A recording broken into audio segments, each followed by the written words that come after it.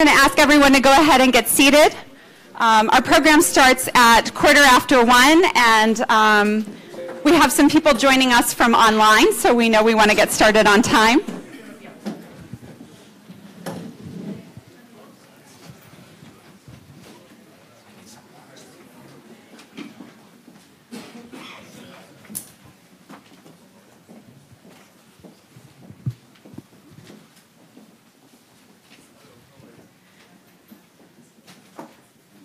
Hi, everybody. Thank you so much for joining us for today's event, Partnership Plan for NDC Implementation, Connecting the Dots. The NDC Partnership and our members are so excited to welcome you here. First, I want to apologize for a little snafu with the lunch. It unfortunately got delivered to the wrong room, but the exciting news is it will be here after the event, and I'm sure by then you'll all be nice and hungry. So don't worry, we will still have lunch for you. My name is Andrea Rosato. I'm the head of communications for the NDC Partnership Support Unit based in Washington. Thank you to everyone joining us in the room. I also want to say thank you to everyone joining us online. We are web streaming on the NDC Partnership Facebook page, as well as on the UNFCCC YouTube and Skype accounts. So we are so appreciative to everyone tuning in from all around the world. I actually want to give a special shout out to the National Environmental Students Organization tuning in from Kampala. We are going to be taking questions from people online, so I hope there's lots of good questions today.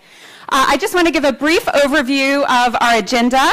We're going to hear from 6 different member countries of the NDC Partnership over the next 80 minutes. All have inspiring stories to tell of how they are turning climate commitments into real action. And I think you're going to be really impressed by the commitment of each of these governments and how they're really figuring things out as they go to make it happen. I'm going to use my privilege as moderator to ask the first question of each of our panelists, but really we want to dedicate the majority of this time to questions from all of you. We want to have a real and frank conversation driven by these countries so that you can hear and learn from their experiences. And I want to reiterate that we will also be taking questions from online, so if you're tuning in via Facebook, please feel free to type your questions in. I'm going to go ahead and get things started by introducing our keynote for today, Pablo Vieira, the Global Director of the NDC Partnership Support Unit. Thank you, Andrea. It's really not a keynote, but an introduction and a thank you. So, hi, everyone. We're really happy to have you here. This is very exciting for us, as the NDC Partnership has been around for almost a year and a half now, and I think that this is a great moment to take a look at what has happened and put our members on the spotlight to share their experiences, the challenges that they faced, where we stand today. And we hope that this is a great opportunity for all of you to learn about the processes, to learn about the countries, and to hopefully engage closer with our processes and what's going on. The NDC Partnership is now an initiative that has 71 countries, developed and developing, 15 institutional members, and 3 associate members. It's an initiative that's growing in size day by day, and we have engagement in 31 specific countries over the last year, and hopefully we'll be growing that number over the next months. What we focus on is on collaborating to enable countries to implement more effectively and in a faster way their NDCs, to raise the ambition over time and to drive sustainable development as countries implement their NDCs. We have 3 work streams. We work on knowledge and learning, where we will try to generate or collect available information that will help countries accelerate the implementation of their NDCs. We work on finance, trying to facilitate access to finance, working with the institutions and with the countries, generating capacity, building bridges.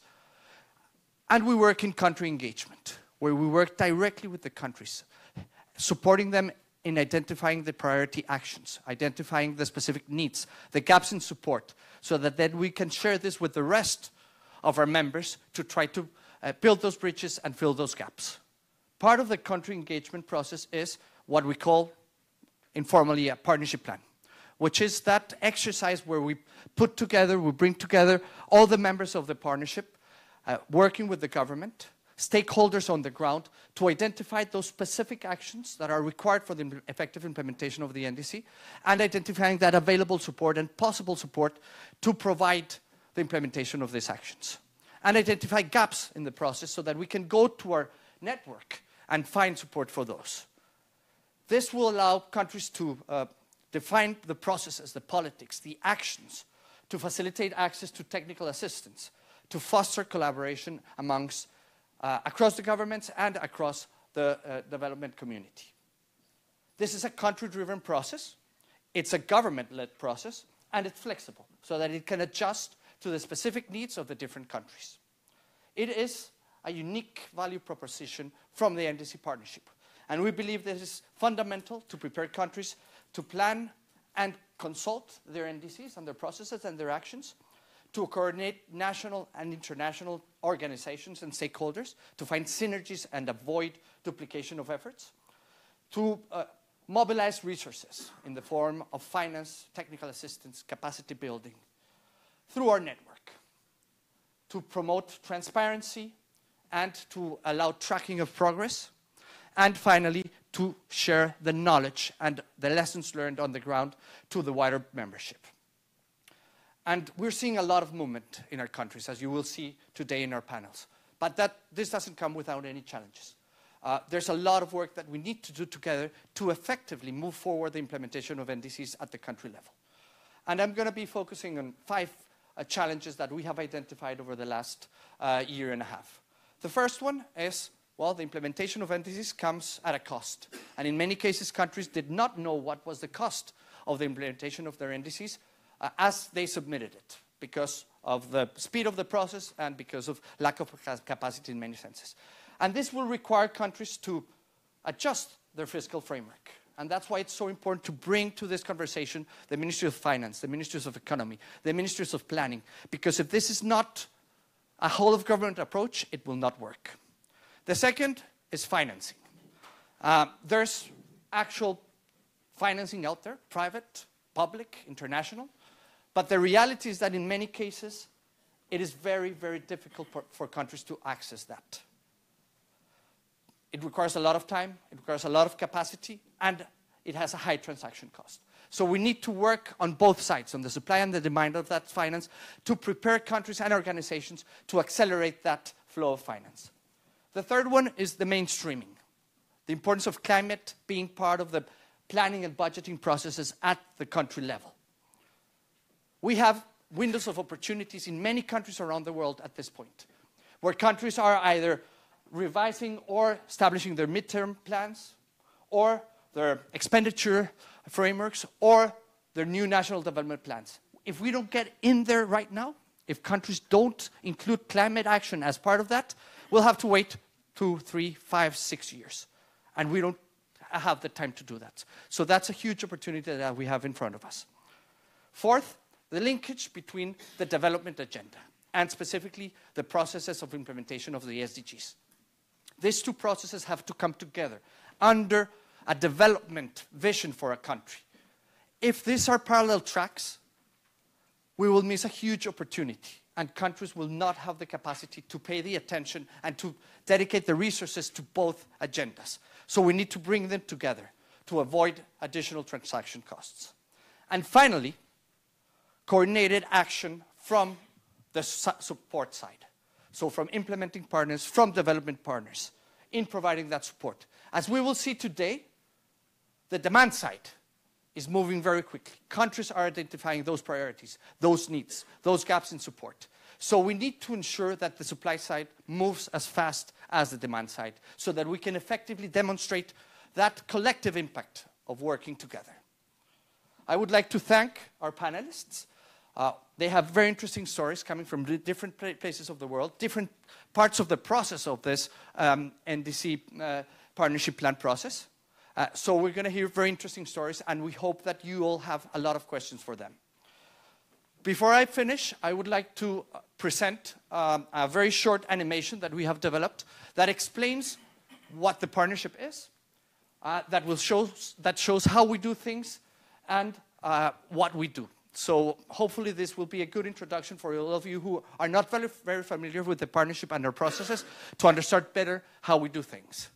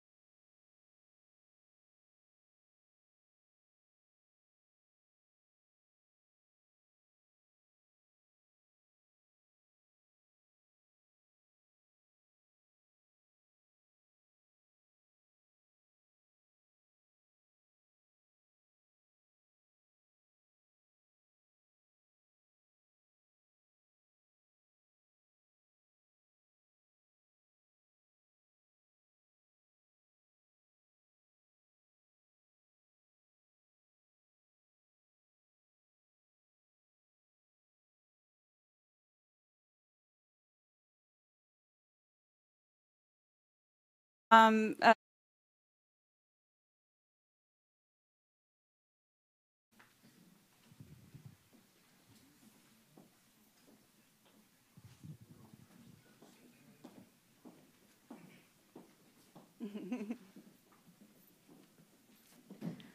I'd like to go ahead and give a brief introduction of our panelists, starting the farthest away from me, Ms. Dina Kisby, Director of Climate Change Directorate from the Ministry of Environment in the Kingdom of Jordan.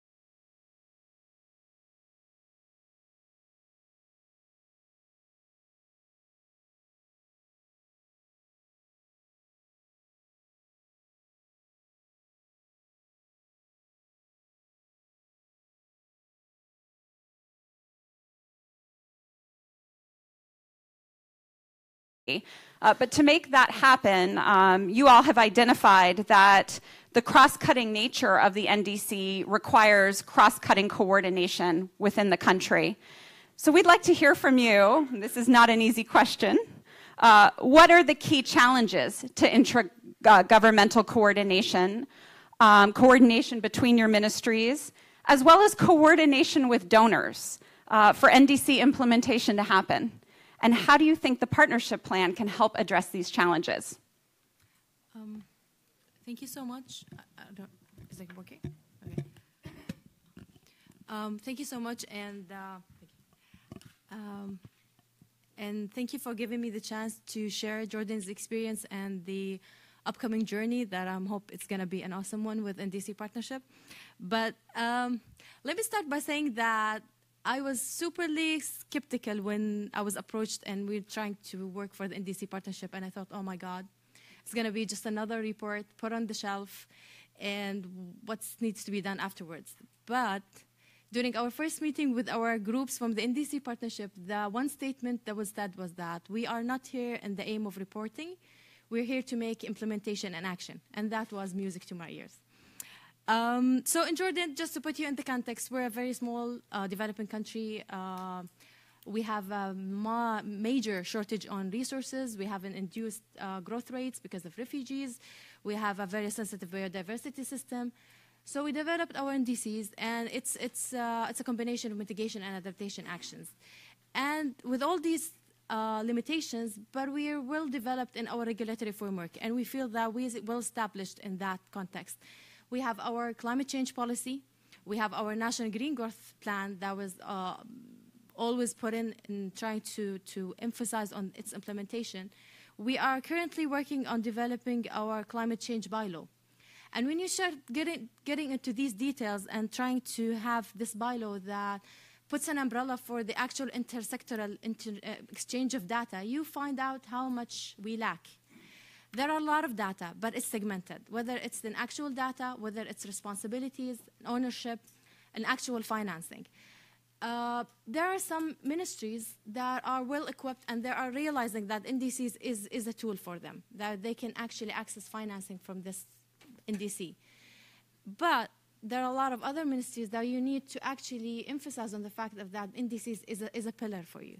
So as the Ministry of Environment, which is not an implementing entity, other ministries are implementing entities, you need to continuously mainstream climate change. And we try our best that the main goal of the Ministry of Environment is to actually mainstream climate change into the policies, programs, and actual agendas of these ministries and these NGOs and these individuals working in the environmental field.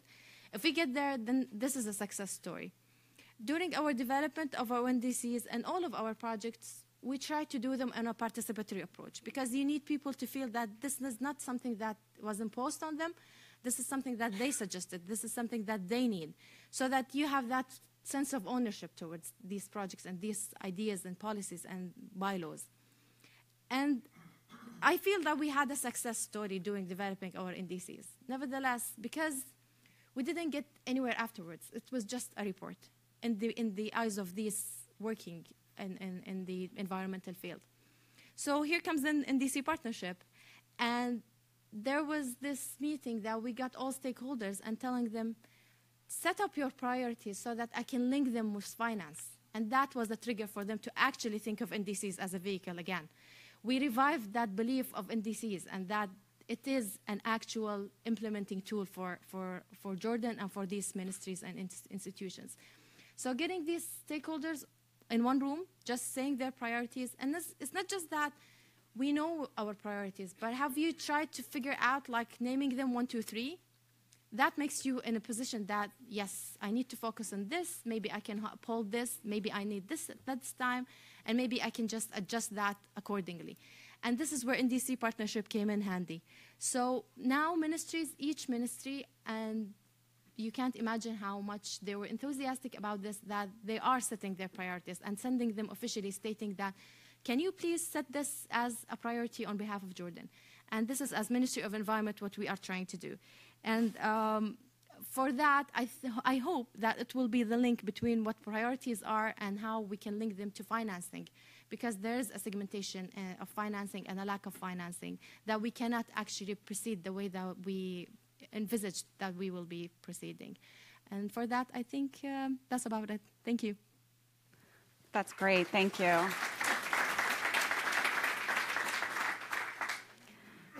There's a lot to dive into there, but we'll save that and turn things next to Peter. I was fortunate myself to actually recently visit Nairobi, which was wonderful, and I got to meet with Peter in his office in the National Treasury. As someone who worked in my government's Department of Treasury, that was a cool experience for me. Kenya is in the process of revising its flagship National Climate Change Action Plan, which will serve as the partnership plan. It encompasses the President's Big Four plan. I'd love to hear about how you think the planning process with the NDC Partnership has benefited what you were doing through the National Climate Change Action Plan, and as you develop an implementation matrix for it, how you think that will affect the speed and effectiveness of the plan. Thank you very much for this, because as you can be very much aware that Kenya has been taking a lead in trying to put the legislative and policy frameworks, which is country-driven and also country-resourced. This is as a result of what the Constitution provides for. But diving into the questions that you've just raised, indeed, Kenya is one of the first countries that had already developed their action plan in 2012 to 2017, and when the NDC partnership came, it was just at the point where now, as normal routine, the Kenyans and the stakeholders were in the verge of now revising it to update it in the next cycle, which is 2017-2018. And that also coincided with the just approved Kenya National Climate Change Act 2016, which was therefore now requires that action plans, policy actions, and also strategies need to be realigned to fit into the newly developed act in that.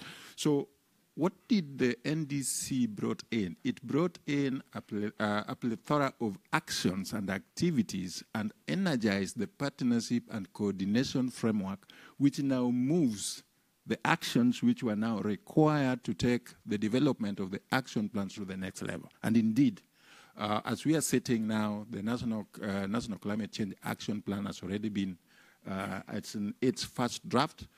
Public consultation is going on, the first one. The second one will be taken to the next month. And we hope that soon it will be tabled into the Parliament and for adoption and actual action. But over and above that, there are also a number of legislative frameworks which are also going on concurrently with the development of the National Action Plan, which is just approved the National Climate Finance Policy, which is a very key element that will support the implementation and financing of the NDC through the public budget as captured in the action plan. We are also having this resource mobilization strategy, which is being put up by the government itself to move this to the next level, because the time has come when we are not just going to accept talks.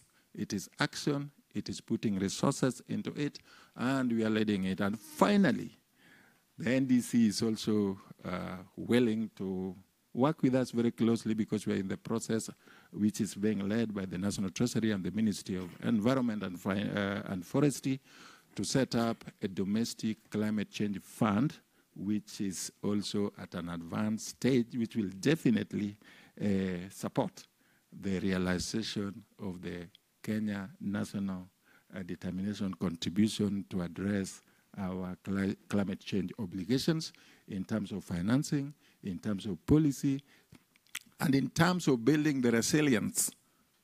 To my old grandmother in the village, that is the person we are building the resilience with, not me and you here.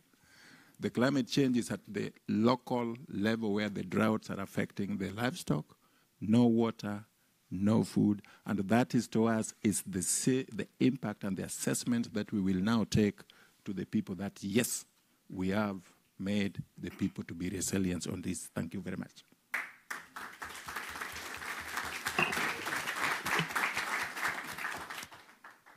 Chebet, I'm going to put you on the spot, speaking about financing. Uganda has a very strong commitment to climate action, and please correct me if I'm wrong, but I actually believe national sources are going to cover about 30% of your incremental costs over the next 15 years. I would love to know, since Uganda has developed the first partnership plan in Africa, to what extent the development of the partnership plan has helped mobilize new or existing projects or programs that align with the needs of the country, and what challenges you might still be facing? Thank you very much, moderator, and a very good afternoon to all of you, the wonderful, distinguished audience. For Uganda, we are indeed very proud, as you have rightly heard, that Uganda is the first African country to come out with the NDC plan. But just to give you a context, the government of Uganda has already put in place the necessary policy, institutional, and development frameworks on enhancing the country's capacity to respond to climate change. And as I speak now, the country is in the advanced stages of finalizing our legal framework on climate change, which will further enhance the implementation of robust climate change actions in the country. So that is the context. But briefly, to come back to the NDC, I want to remind ourselves that Uganda was very critical with the entering into force of the Paris Agreement. We were the 55th country to deposit our instrument of ratification at the UN General Assembly in 2016. But that said, for government of Uganda, working closely with the NDC Partnership Secretariat or Support Unit based in Washington, D.C., and the other sector based here in Bonn, we were able, first of all, to make an official request, government request, to the NDC Partnership Secretariat. Our request, which was communicated by our line Minister of Finance, Planning and Economic Development, highlighted 11 priority areas that we thought government of Uganda can be able to undertake to fulfill our obligations of the NDC of reduction of emissions and our NDC plan. So consequently, the Secretariat of the NDCP responded, and this is a very big thank you to the whole concept of working in partnership. Responded together with the development partners, and we organized a truly multi-stakeholder process of defining our NDC plan. That planning workshop or meeting brought together all the line ministries in government, the departments and the agencies, as well as representatives of local government, and the development partners based in Uganda and some outside Uganda. Our development plan has 5 key outcomes with 49 outputs, each of the outputs with what we call the key performance indicators. And of course, our development partners are still responding to what kind of key outputs they would like to support government of Uganda to deliver on. And I'm happy to report that so far, as of yesterday, we have got some confirmations of indicative commitments by a number of partners. Of course, for some of them, we are yet to go into details of exactly what it means. But essentially, we have got partners, about 5 or 6, 8, that have indicated their willingness to support the government of Uganda fully implement our NDC plan. And if you translate this into monetary terms, this is translating to something like $4.5 million of new money. Some of them are realigning the old and ongoing projects with the NDC plan. Now, if I can quickly talk about some of the challenges, and perhaps before that, the bulk of the indications from the development partners is focusing on capacity building. I should mention that. And a little on actual investment on some of the project pipelines, and I think that's also a critical area. So all these are all important. Now, some of the challenges that I would like to highlight quickly is that, yes, for Uganda, we are ready. We became ready on 2nd of February, 2018. But we are moving slow in implementation.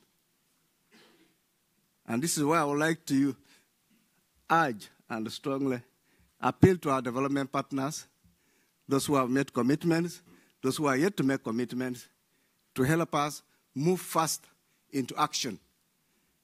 And remember, we are all being asked to review our NDCs and submit new ones by the year 2020, which is not very far, with slightly higher ambition or mitigation targets. So, as Pablo in his concluding remarks, 5 key challenges, the last one, I would like to re-appeal to development partners to help us move into action now rather than later.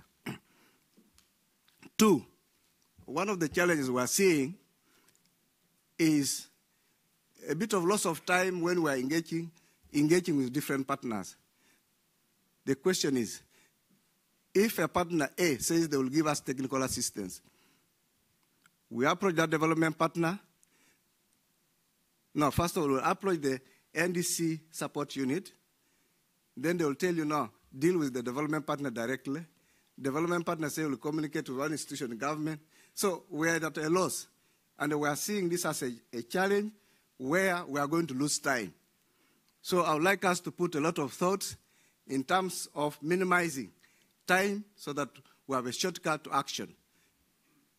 If resources are coming through the partnership, is a partner that is contributing to the delivery of a key output, going to engage directly with the government, maybe Minister of Finance, or NGO, or can we engage directly with the NDCP support unit? That's not very clear. And we've already had that experience. And we see that as a way of losing time. And for Uganda's case, for your information, we adopted an approach of truly sectoral way of enhancing NDC coordination. We have 3 focal points designated in the minister responsible for finance, planning, and economic development. We have a focal point on NDC. We have another focal point in an institution of government responsible for overall planning, both at the national level and a sub-national level. We have another focal point based in the minister responsible for climate change. This is Minister of Water and Environment. So this is where we are. At the country level, we are very ready. But partner level, development partners, with the money, you are not very ready. I'm appealing to you to move fast. I thank you very much for your attention.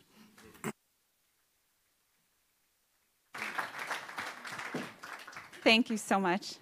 Mr. Batargal, my next question is for you, and it's somewhat related to the question I had asked Dina about coordination. Mongolia recently put out a biennial update report that highlighted that there's still some work to be done, harmonizing and aligning efforts between ministries in the country. As such, Mongolia is going to be the first country to actually automate its partnership plan through what will become an online coordination platform.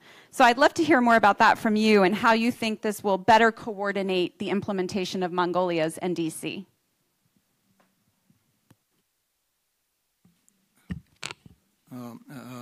Thank you, Ms. Moderator. Good afternoon, everyone. Mongolia has joined to the NDC Partnership last year. Since that, we have made certain progress. For instance, last year in October, we jointly organized National Forum on NDC Partnership. And this forum has more than 200 participants representing all key ministries and agencies, private sector, and also international organizations and donor communities. This year in February, we also organized a joint workshop on NDC partnership planning in order to have some common understanding on what objectives could be of this plan and what way of implementation of plan. And currently we are talking about establishment of so-called online coordination platform. What is it? We believe that it would be some sort of innovative tool to support coordination, resource mobilization, and transparency in respect of NDC development and NDC implementation. And what kind of benefit will have Mongolia and engaged partners? And of course, this platform would be a very extensive source of information covering government structure, government policy, and coordination of cooperation with international organizations and so on. Also, this could serve as a monitoring tool which we can use for tracking of progress on the implementation of the NDC. And how it can be done? It can be done through mapping and mapping on who is doing what. And of course, the mapping should cover the country needs and possible ways to address these needs. And of course, platform outcomes and including some specific outputs and activities with timeline and indicative the budget allocations. What additional beneficial feature will have this platform? This platform will have the interactive interface through which government agencies and engaged partners can input, update on progress and even on possible gaps existing at that time. And another important feature is that this platform also will have some in-depth look at the projects, climate change related projects, and also climate change related activities in the country in line with national principal development documents like climate change action program approved in 2011 and green development policy approved in 2014, and lastly the national sustainable development vision approved by the parliament in 2016. As you know, the NDC is not a fixed list of activities. It should be very flexible, dynamic document, and such kind of tool would be very important for us to implement successfully the NDC. Thank you.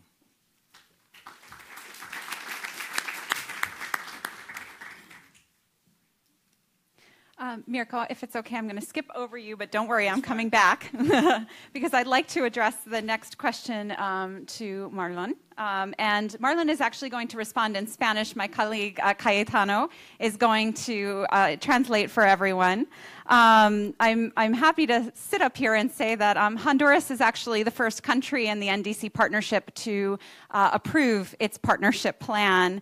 And so I'm hoping that Marlon can speak a little bit about what reasons Honduras had for joining the partnership and how the partnership plan effort has really helped ramp up efforts across key institutions in the country. Muchas gracias.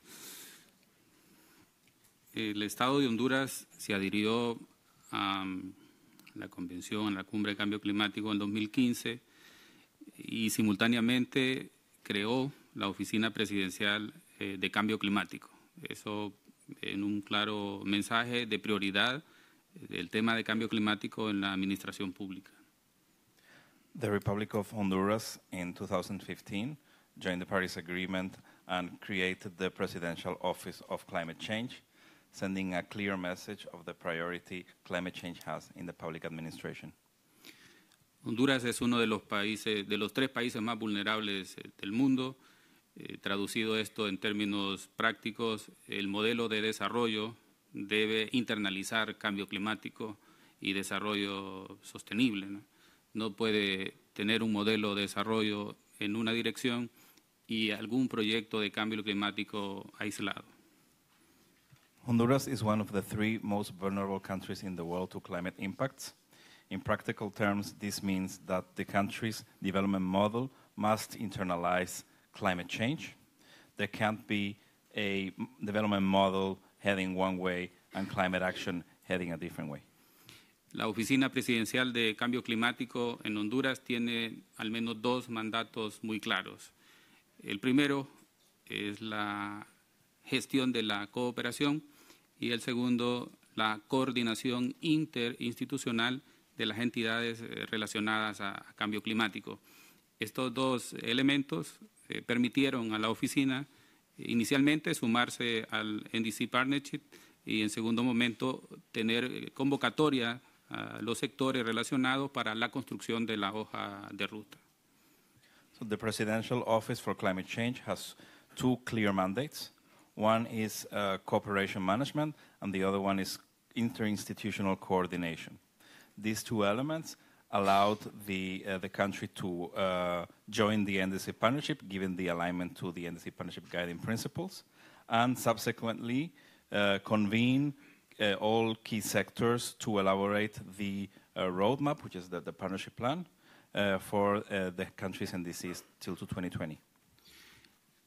Los beneficios para Honduras de tener una hoja de ruta en el marco de las NDC Partnership se pueden resumir: la incidencia en el modelo de desarrollo del país, repensar el modelo de desarrollo, la organización y la eficiencia de la cooperación internacional, el fortalecimiento de las capacidades nacionales e institucionales y la obtención de beneficios a partir de las experiencias internacionales como lo que está pasando aquí, ¿no? So the benefits of having a partnership plan for Honduras can be summarized in 1, influence the development model of the country, rethink the development model of the country. 2, organize and make international cooperation assistance more efficient. 3, strengthen national and institutional capacities throughout the process. And 4, benefit from international experiences such as the case we are hearing here today. En relación a la pregunta 2, los esfuerzos que se han hecho para asegurar que las instituciones puedan proveer los insumos, se han establecido unidades de cambio climático en las diferentes instituciones públicas, fortalecidas en algunos, creadas en otros. También se elaboró un inventario de los sistemas de información existentes en las diferentes instituciones que tuviesen relación con cambio climático. Se ha incidido en el desarrollo de capacidades de recursos humanos en las instituciones y Honduras tiene un Consejo Nacional de Cambio Climático construido por la interinstitucionalidad, presidido por el presidente de la República, donde se definen las líneas de trabajo donde las NDC son prioridad. También las reuniones de trabajo con los líderes, ministros, gerentes, directores y otros permiten mantener este vínculo en el cumplimiento de la prioridad establecida por la Presidencia de la República desde 2015.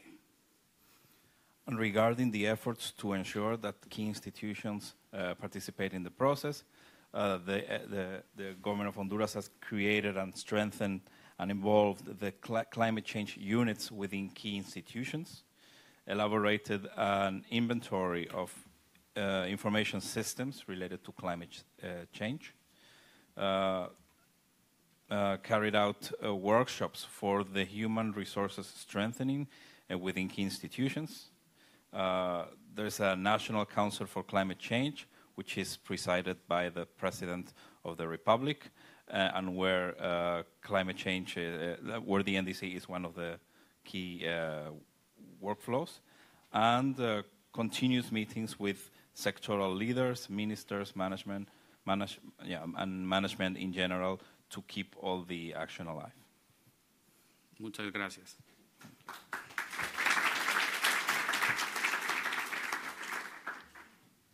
Muchas gracias a usted.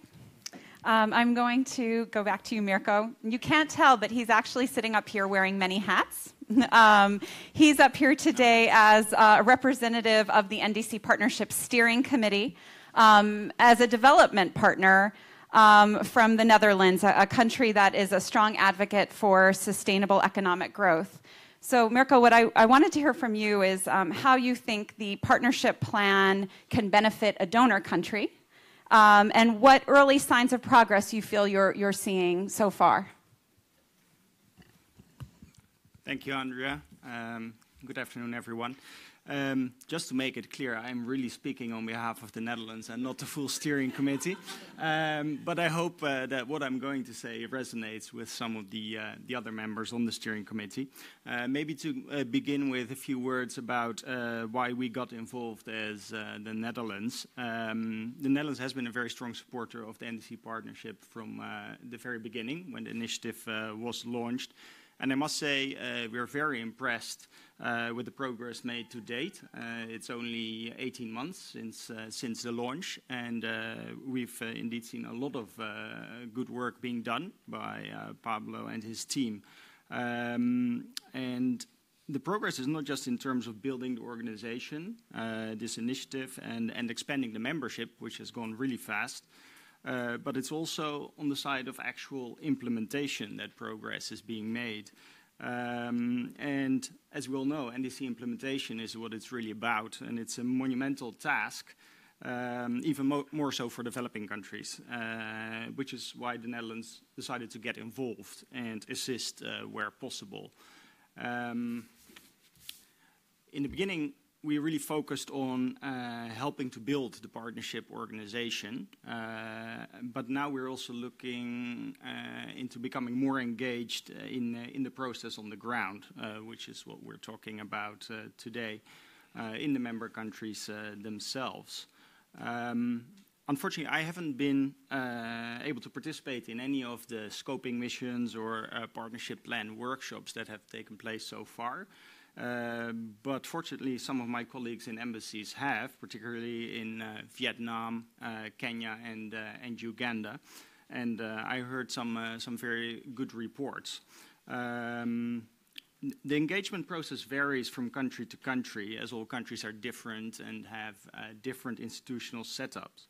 But overall, I think we can say that the NDC engagement is indeed contributing to the objective of improved donor coordination and transparency on the ground. For example, in Vietnam, a new matrix between 3 key implementing agencies was being developed, which has improved the communication and transparency between those partners so that they could better align their NDC implementation. It's also important to note here, I think, that the partnership plan ideally builds on existing coordination mechanisms. We don't want to duplicate any efforts, and in many cases there's already a lot in place. And we want this process to be as efficient and effective as possible. As has been said before, climate change and sustainability issues are increasingly about finance and economics. And this notion is also stressed within the NDCP engagement process, as Pablo already indicated. And this is something that you see within the donor countries as well. For instance, in the Netherlands, we got a new government in November, and we merged the Ministry of Economic Affairs with Climate Affairs, which came out of a different ministry, which was responsible for environmental issues, among others.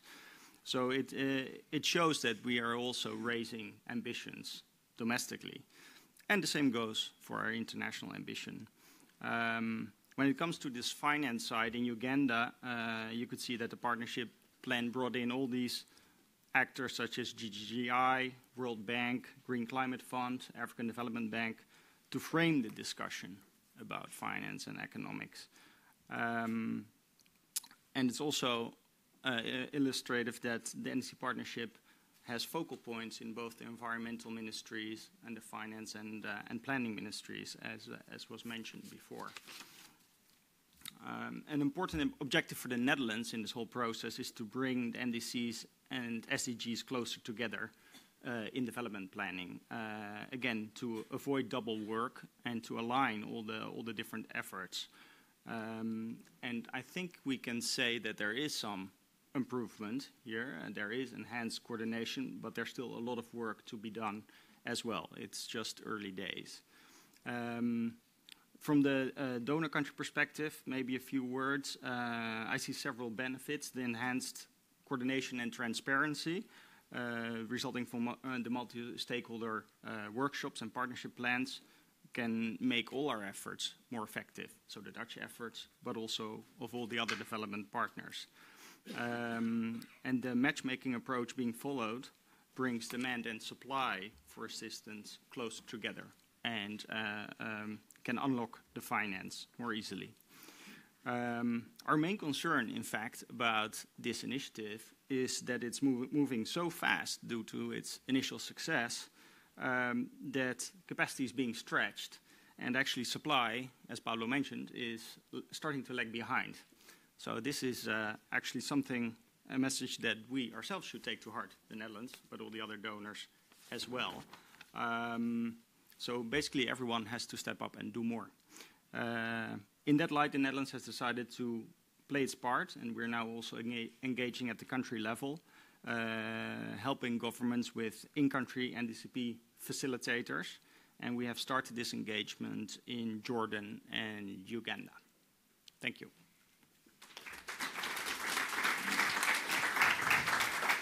Thank you so much. Thank you, everyone. We're now going to turn it to all of you to ask your questions, and we want the hard ones, too. We're really here to hear from the countries and learn from their experiences. Because we want to take as many questions as we can, we're actually going to bundle them and take 2 or 3 at a time. We ask that you please introduce yourself with the name and organization and who you're directing your question to. And a reminder for everyone tuning in on social media that we are happy to take questions via Facebook Live. Just type them in. We have someone here reading them. So with that, my colleagues are in the room to help pass around the handheld mic. Please raise your hand.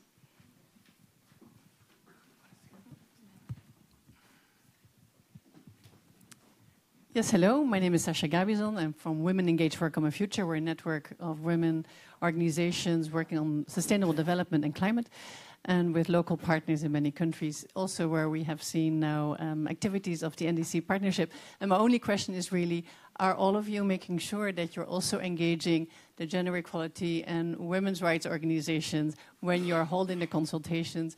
I heard already from Jordan that you're probably doing that, but it would be great to hear this from all the participants. Thank you.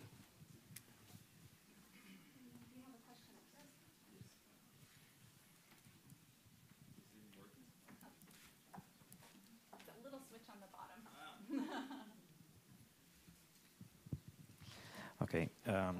Well, good afternoon, everybody. My name is Cesar Carreño. I am a Senior Project Officer for Low Carbon Cities for ICLEI, Local Governments for Sustainability. We are very proud to be the first associate member for the NDC Partnership, and we are looking forward for the further development of the actions and the implementation of projects around the world. From our side, as many of you know, we work from the city perspective, the subnational government, local government's perspective. No? So we are looking forward to support the implementations of the NDCs, mainly regarding in the aspect of capacity building programs and also implementation of monitoring and revision of inventories. We are pushing, highly encouraging the cities to use the GPC protocol standard, which was developed along with WRI and C40, because we have seen that the inventories developed using these protocols provide us with very interesting and important data, which allow us to tackle sectoral scope in transportation, in waste management, in stationary energy, FOLU, and industrial product use. So do you foresee, I'm pretty sure that there is, but do you foresee strengthening the cooperation for capacity building programs from national level to subnational level, because the standardization and harmonization of one single standard allows for a more clear data consolidation at national level? No? So my question is, do you foresee the further implementation of assigning funds for this type of capacity building programs? Since those were two big questions, I'm actually going to let our panelists answer, and then we'll take some more. So on the gender issue, Dina, you spoke about this a little bit. I'm wondering if you have more to say. I'd love to hear from our other panelists. I know in particular Uganda has a lot about gender in its partnership plan. Thank you for a good question. Yes, the gender issue is mainly tackled in all of our consultations. We have the Women Union representatives all the time, and they represent part of even in our National Climate Change Committee that is formalized by different entities, institutions, governments, along with academia. And we try our best to always involve the gender. And I always say that environment is dominated by females in Jordan. That's why it's probably doing good. So.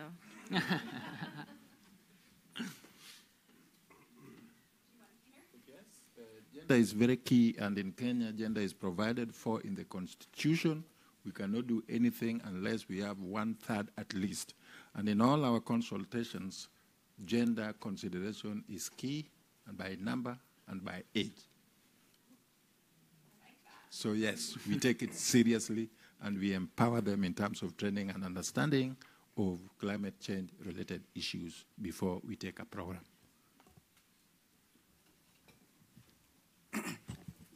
For Uganda, Uganda's NDC is premised on 5 pillars.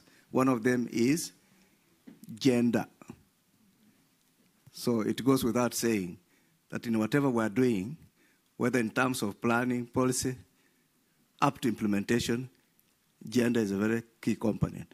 And in fact, we are going to begin preparing what we call Gender and Climate Change Action Plan for Uganda.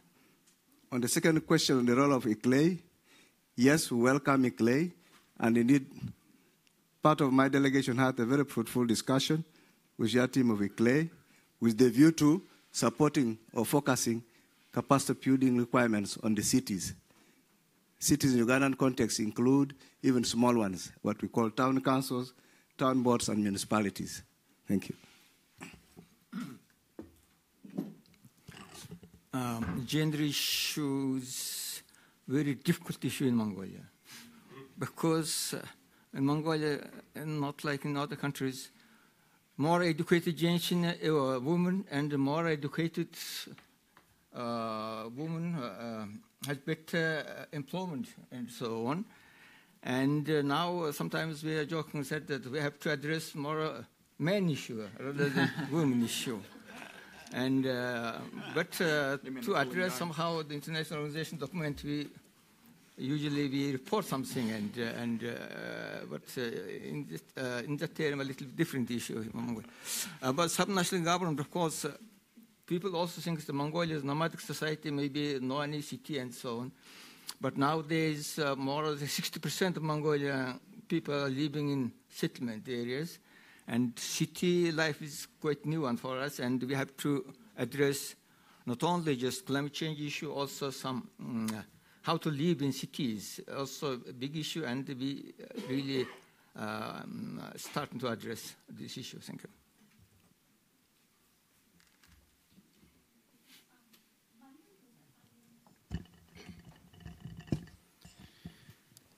Thank you. My name is Andrew Masaba. I come from the Ministry of Finance in Uganda. I just want to highlight to my colleagues here that want to take the same journey that the credit that we get for the first NDC Partnership Plan in Africa is not as obvious as it looks. There's a lot of proactiveness from the NDCP Secretariat side, and I want to thank them for being very proactive. You know, when they came in, there was a bit of skepticism that is attached to the multiplicity of partnerships that have springed up over the past few years.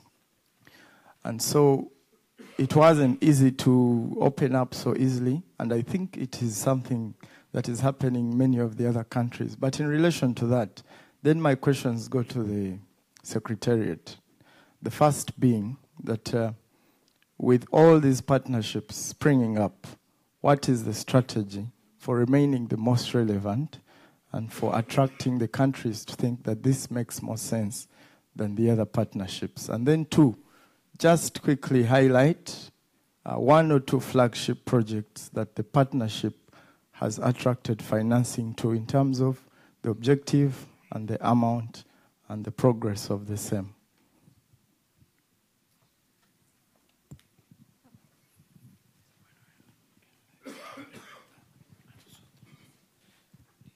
Thank you very much, and thanks to all the panelists. My name is Leah Nicholson. I'm with the Department of Environment in Antigua and Barbuda. Antigua just joined the NDC Partnership last COP, so we're just starting on the process. And I had a question about the capacity building aspect. We're a small island developing state, and that's often something that we speak about here. But I think capacity building is something, in the way we operationalize it, tends to be easy. It's a workshop, it's a training session, whereas implementation is hard. And we heard from, especially the delegate from Uganda, that there was a lot of capacity building, and it has not helped overcome this implementation challenge. So how do we start changing our thinking around capacity building so that we can focus on speeding up the implementation better? Thanks.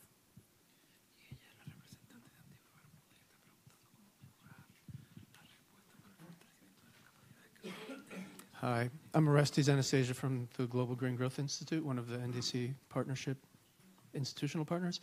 Very interesting panel. I was just wondering, as you work towards establishing your partnership plans, how much of a motivating factor is or a process for channeling interest in promoting financing and investment in mitigation projects, and maybe not just thinking about funds like the GCF, but also private sector investment.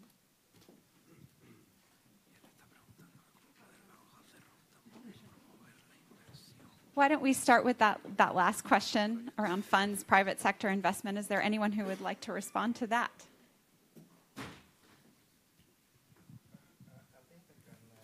On to that vaguely, because the private sector approach in coming and joining the hands within the climate change arena is quite a challenging action. But in Kenya, we have been having public-private partnership law, which has been enacted to see how the private sector can be incentivized to take action and also provide additional investment resources within the mitigation space. And your question is, how can the private sector participate in the mitigation? In fact, the easiest way, and if you look at the flow of climate finance globally, more than 80% of the flowing climate finance from the private sector and the multilateral institutions are going towards mitigation, because it is easy, it is bottom line, and they can easily see the profit on that. The challenge is how can the private sector effectively participate in investing in adaptation mechanisms in the country. Because the data and the information we have that the flows to mitigation is more or less 10 times than the other side. And if you can remember, the requirement under the Paris Agreement is that there is need for balance, the balance between adaptation and mitigation. And in Kenya, definitely, with National Climate Finance Policy, Climate Change Policy, the Act, all we are trying to see how we balance that and provide incentives, policy-based incentives to allow them to come in and also support the government, public resources in realizing the objectives. Of course, in order to attract private sector, it is not enough to appeal, and we need to provide some incentive based on economic mechanism. For example, in order to attract private sector in renewable energy production or use, the Parliament approved special law and with some special provision to provide some additional freedom type system. And after that, the application to invest in renewable energy was exceeding Mongolian needs to have energy production and so on. It means if appropriate incentive will be in action and private sector will come. That's something. I can have one word quickly on capacity building. Capacity building is like salt when you are cooking, right? You need salt in everything. So capacity building is essential, much as equal actions are important. That was the bottom line. Now, on private sector investment, how to leverage. Of course, for the case of Uganda, we equally have a law, a legal framework, like the Republic of Kenya, involving public-private partnership. But I think what is important is deployment of a variety of tools, including fiscal policy and perhaps some kind of other instruments that can attract private sector to put their money.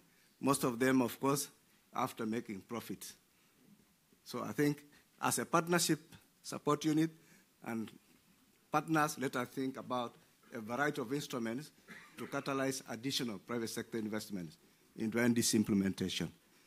And for Uganda, for adaptation, many of you are aware, Uganda has sponsored a new mechanism under Article 6.8 of the Paris Agreement on adaptation benefits mechanism, where we think private sector could come in as part of investing through corporate social responsibility in some priority adaptation activities. Thank you. There's not much to add to what my colleagues have said, and I second voice my colleague, Mr. Peter, because the change is, and the major dilemma is how to make the private sector invest in adaptation. It's easy for mitigation, as he said, which is, that's a definite. In Jordan, we do believe that we have a proper infrastructure for the private sector investments, and we've been doing a lot of PPPs, especially in the water sector. It has been very effective. I just want to go back to the point of the city level and the subnational, if that's possible. For us in Jordan, we do believe in the national and the subnational level and capacity buildings. And for us, as an institutional framework, we are trying to develop the municipalities' effectiveness in the climate change, especially the Greater Amman municipality. So they have developed their Amman as a resilient city, and they're working with C40 on developing carbon markets, and they are aiming to have a carbon neutral city by 2050. So there's this somewhat of solidarity towards the actual municipalities to work towards achieving our umbrellas of NDCs through their own actions and their own NDCs as a city level, yes.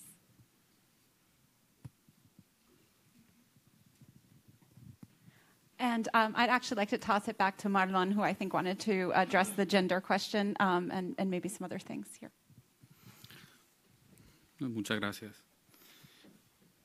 La inclusión de la mujer, los niños y los pueblos indígenas son prioridad. Primero porque hay una relación directa con los territorios. hay espacios territoriales autónomos que coinciden con la presencia de poblaciones indígenas, pero también con territorios de alto valor ecológico ambiental. Por el tema cultural y de vulnerabilidad.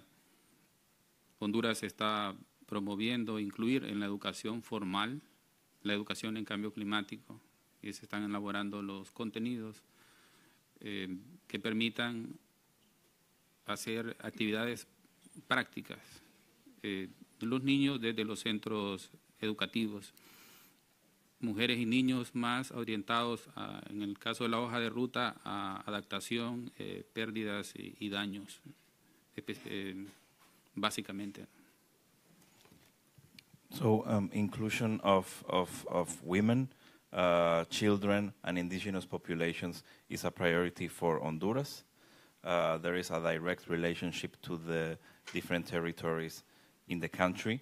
There are autonomous territories, and there are territories that have a high ecological value, but also for cultural reasons. The way to go is an emphasis on education. They are developing formal educational content to carry out activities that target specifically women and children, especially when it comes to adaptation and loss and damage within the Honduras Partnership Plan. I'm going to give the microphone to Pablo to answer that great question about the support unit, and then we'll take more questions. Thank you. So there were two questions. The first one was on multiple partnerships existing and coming out. And the NDC partnership is a partnership that is open.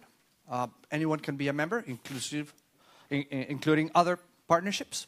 But independently of membership, we are not close to working with anyone else. In fact, we promote and we try to work as close as possible with other organizations and other partnerships. The key here is to find what is that added value? What is that advantage that one partnership, one member can provide to facilitate and accelerate the implementation of NDCs? And if we work together, we can generate that collective impact. So we don't see a competition. We see an opportunity to come together and to actually generate more impact, find synergies between the different initiatives. We invite everyone, every initiative, every institution, every country to be part and to participate and to work together to move the ambition of the Paris Agreement, the implementation of the Paris Agreement. On projects and financing, well, this is a critical part. And as you heard from the different panel members, there's already a set of priority projects that have been identified by the countries. And at this point, the members of the partnership, the institutions and the countries are working directly with these countries to find the best way to finance those projects, either by facilitating their environment so that private sector can come in, as we heard here, by direct cooperation, by financing and credits with the banks. So every single possibility is out there. And what we do is we bring together those possible sources of finance with the country so that they can have a detailed conversation about what are the needs and what are the best options to use the available finance out there to promote these projects. We have, at this point, specific projects from over 9 countries, and that will grow very quickly, and hopefully we can show some early results as soon as possible. As we said, the first partnership plans are here on the table, but this will grow very quickly and very fast. Thank you. I actually have some questions in from Facebook, and there's some good ones, so I'm going to merge 2 of them together for our panelists. We're being asked if you could name some of the implementing partners who are supporting your partnership plans so far. And I think this is a fun question. What are characteristics of a good partner to work with?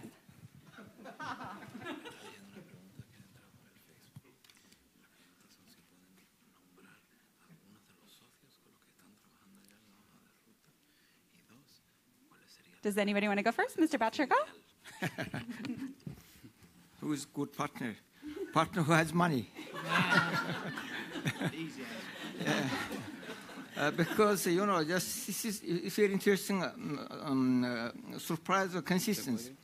When we organized joint forum in October, just at that day, GCEP Board of Directors decided to approve one of projects submitted for Mongolia to support renewable energy, around $98 million US. And when we organized a second event in February, that day also the GCEP Board of Directors approved another project for subnational institution like Ulaanbaatar city for construction of eco-city for 10,000 residents. I just hesitate to say the total of amount of money engaged in this project. It's around half billion US project. And therefore now we just want to invite NDC Partnership to organize another event in Mongolia to encourage the GCEP to approve another next project. Thank you. Dina? Well, I totally agree with the money thing, but a partner who knows that things should be country-driven. It's perfect. If it works perfectly in your country, that does not mean that it works perfectly in mine. So that general context of the local context should be there within the implementation of the project. That top-down approach does not work very effectively. You need to know the circumstances of the countries you are working with and who are the stakeholders that you're working with and the players in the game in order for you to have a successful project. Just to add on what my colleagues have said, the characteristics of a good partner is that one which follows the local laws, situation, and also work with the local people, just as Sia said. But nevertheless, what is very important is that the turnaround from the project conception to actual financing, signing of the agreement must be fast, efficient, and should be able to address that. Because if the gap is too long between the time when the project was conceptualized and the time of approval and the time of finally giving the resources to implement it, too bad. And for the NDC, it is very, very critical because at the moment now we are supposed to be doing the midterm evaluation. 2015, that is when they were submitted. Now it's 2018, we are past the midpoint.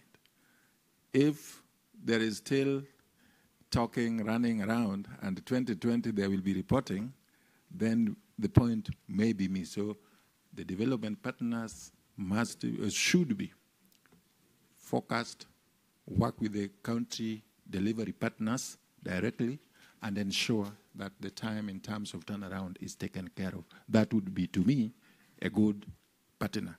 There are several resources which are in papers, but they are not being delivered.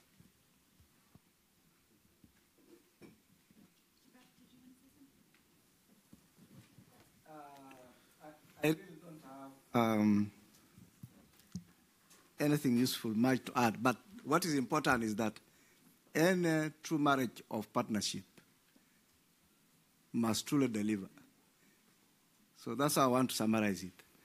So far for our case, for those who have come forward, we are witnessing that true marriage of partnership. But of course, the general will tell whether it is going to deliver properly or not.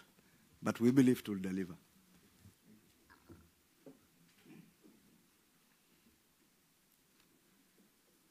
And can any of you give an example of some of the implementer partners you're already working with? I know we've talked a little bit about the supply side, but I know that some of you are already starting some good work with implementing partners. Marlon? Muchas gracias. Coincidentemente, Honduras, cuando se adhirió al NDC Partnership, también encontramos otra instancia que apoya las NDC Assist de la cooperación alemana, y ese vínculo permitió el apoyo técnico para la construcción de la hoja de ruta que todavía está vigente. Este vínculo también ha permitido que esta semana hayamos tenido una reunión como delegación hondureña con esta instancia aquí en Alemania, Y de ahí nos ha llevado a una reunión esta tarde, a las 5 de la tarde, con un viceministro de una entidad muy importante en Alemania, siempre relacionado con el mismo tema. Eso es un ejemplo concreto. No sé si cuento otro después.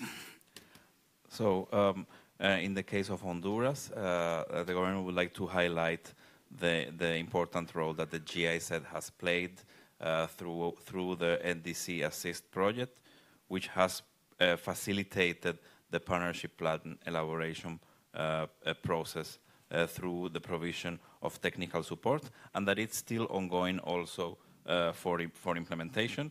And not only that, but this collaboration has opened doors, and during these SBs, they are having several meetings for further mobilization of resources for other projects.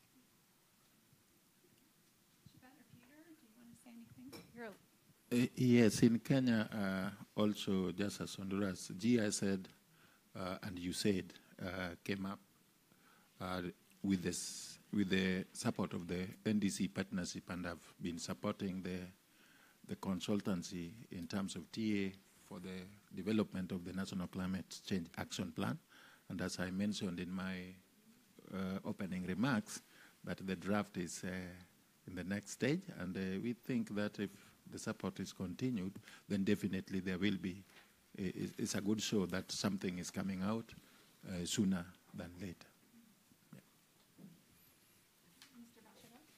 Yeah. Yes, and we are actively cooperating with certain institutions from Germany in development of NDC itself. And I think but the German not only has know-how, also very good practical experience to make input to have very good NDC as a national development document.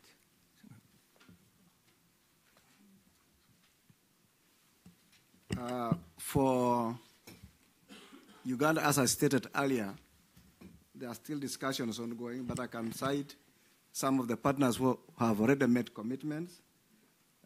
One is the EU.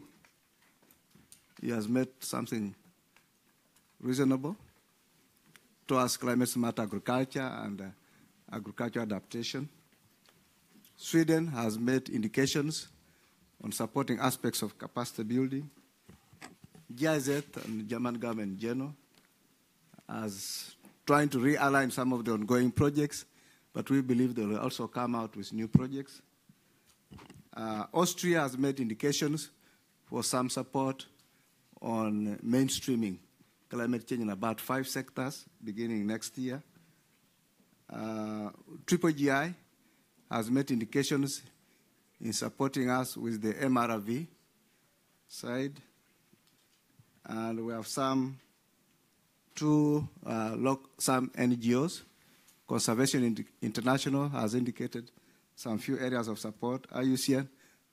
But the fundamentals I would like to cite, WRI, which has kindly, through the partnership, provided us with the technical assistance with the in-country facilitator, who is doing a good job. And perhaps I would like to make a request that the secretariat should extend, because the 3 months are coming to an end, I think this month, soon. And yet, we still have a lot of work to be done. So any partner interested, perhaps, to give us 1 year or so, I think will be a long way extending the TS work. So these are some of the partners that have come on board. I'm very proud, very happy, but we still have many challenges. I have colleagues from Uganda. The Commissioner for Water everywhere is under pressure when the country dried up. Water everywhere, even for irrigation. Name it, multitude of problems. He can't sustain. So we hope, even after this meeting, we are hoping to have some discussion on capacity building with ICLEI. We had a good discussion, focusing on cities as a specific output. And my friend Miko, I'll be disturbing him after here for a bilateral on my delegation, Uganda delegation, to look at some of the areas. Thank you.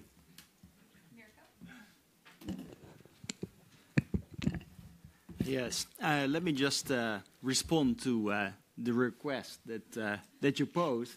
We were trying to have a bilateral meeting these days, but both our agendas were really packed and we didn't succeed. But my last point was that we are starting engagement with Jordan and Uganda, and very concretely, we will be extending the facilitator in Uganda. So we will make sure that there will be a facilitator in place for the rest of the year and most likely afterwards as well. Well, I was going to ask another question, but I feel like we have to end on that happy note. Thank you all so much for joining us. We're just about out of time, and I'm sure many of you are very hungry. But I guess I just want to say thank you very much to our panelists for joining us. And for sharing their experiences. It's still early. There's much more progress to be made, but we're looking forward to hearing good things to come at COP24. So thank you all for joining us. I'm sure they're going to be around if you have additional questions to ask, but thank you, everyone. There will be a recording of this session on our Facebook page, facebook.com/NDC Partnership, which you're welcome to tune in and watch. Otherwise, there is lunch outside the room. Thank you.